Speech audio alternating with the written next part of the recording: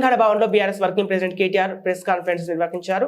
మార్చి 1వ తేదీన చలో మేడిగడ్డ కార్యక్రమం తీసుకున్నాం. పార్టీ ఎమ్మెల్యేలు, ఎమ్మెల్సీలు, ఎంపీలు, మాజీ ఎమ్మెల్యేలు, మాజీ ఎమ్మెల్సీలు, ఇతర ముఖ్య నాయకులు తెలంగాణ భవన్ నుంచి మేడిగడ్డకు బయలుదేరతాం. దశల వారీగా ఆ తర్వాత కాళేశ్వరంలో ఉన్న ప్రతి రిజర్వాయర్ను సందర్శిస్తాం. మాతో కాంగ్రెస్ మంత్రులు వస్తామంటే వారిని కూడా వెంట తీసుకెళ్తాం.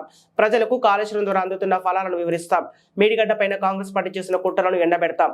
మేడిగడ్డలో 2-3 పిల్లర్లకు పగులు వస్తే ప్రాజెక్టు మొత్తం కూల్చే కుట్ర చేస్తుందని, కాంగ్రెస్ హయాంలో కడెం ప్రాజెక్టు, గుండ్లవాగు, మూసి ప్రాజెక్టు, సింగూరు, పులిచింతల ప్రకాశం బ్యారేజీ, పులిచింతల వంటి అనేక ప్రాజెక్టుల సమస్యలు వచ్చాయి.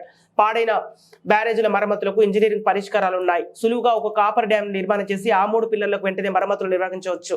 మరమ్మతులు ఒకవైపు నిర్వహిస్తూనే అందుకు బాధ్యులైన వారిపైన చర్యలు తీసుకోవాలని శాసనసభలో మేము చెప్పాం.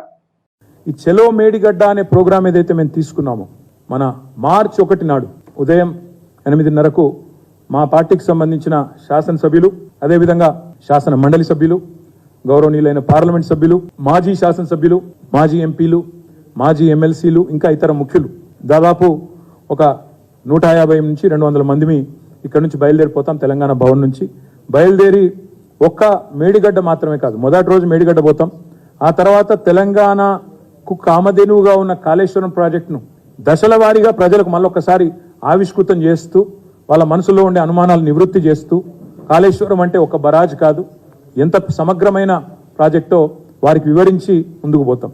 సరే, ఇప్పుడు జరుగుతున్న కుట్ర గురించి కూడా మీకు చెప్పవలసిన బాధ్యత, ప్రజలకు కూడా చెప్పవలసిన బాధ్యత మా మీద ఉంది.